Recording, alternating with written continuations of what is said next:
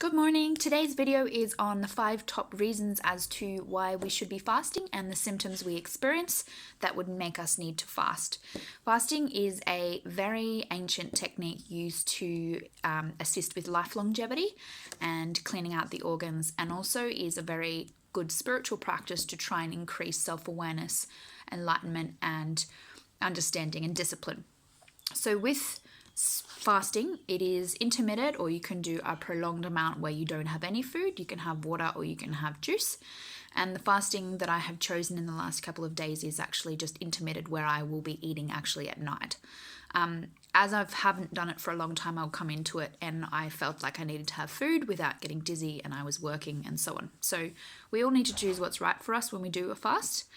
So the first reason is that you feel sluggish. Generally, you're getting a bit of brain fog, your stomach, your digestive system, you might not be going to the bathroom as much. So everything inside your gut isn't really working properly, and it's working too hard on digestion. When we have a fast, we have the time window that our body's digesting for 12 hours, and the 12-hour window is how long it takes for your stomach to fully digest the food and get ready for elimination.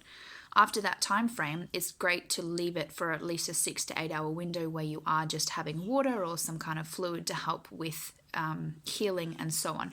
Once the body's finished digesting, if it has the time to go and heal other things such as gut problems, the brain fog, eczema, dermatitis, anything that's wrong with the body, it knows how to heal, though it needs the time to go and investigate.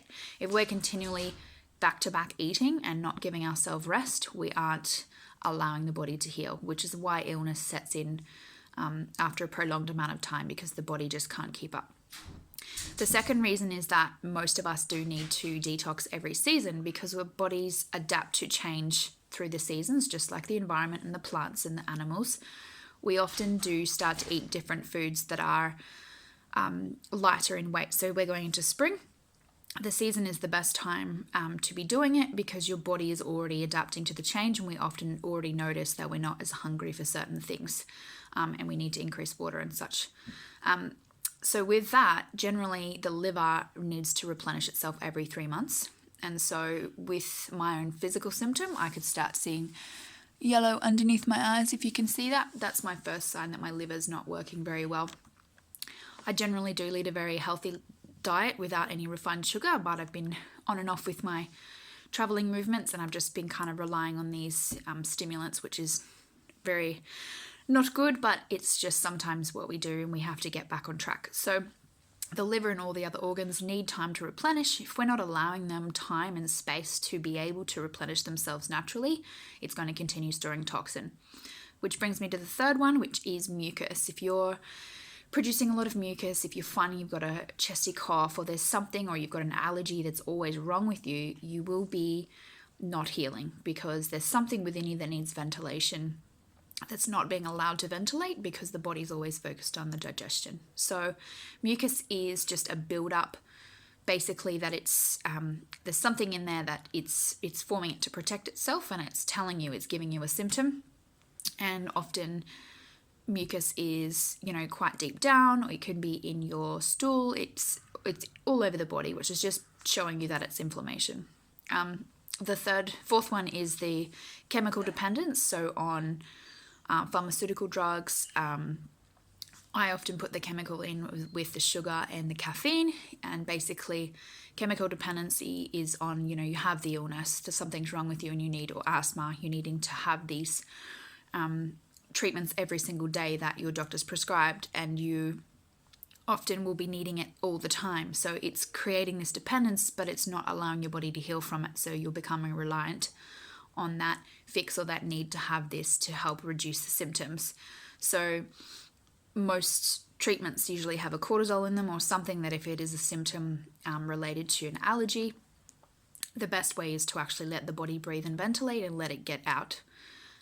So the fifth reason then is that you're just feeling down in general, but you might most likely have an illness. You might have chronic fatigue.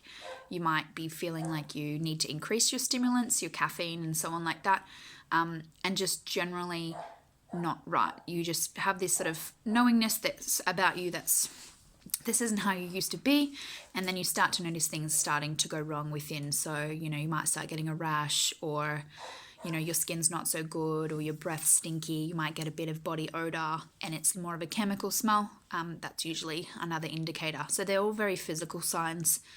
There's many other signs that are prominent. I personally am not on any medication, but it is prominent for me that I was having a lot of sugar. So that was my chemical dependence at the time, which was unfortunate, and I'm really battling with it today. I'm feeling quite depressed, to be honest. I'm never really like that. And tomorrow's video will be about the colon cleanse, how to mix it, how to make it at home, and give it a try. I would suggest that maybe prior to doing a fast, because you're still feeling like you can eat. Obviously, always drinking lots of water.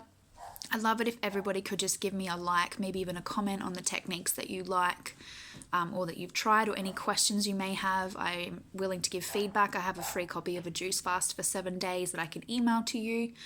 And also head over to my Facebook platform, The Lit Gypsy, and Instagram as well, is The Lit Gypsy. So I appreciate everyone watching, and thanks for following me. Peace.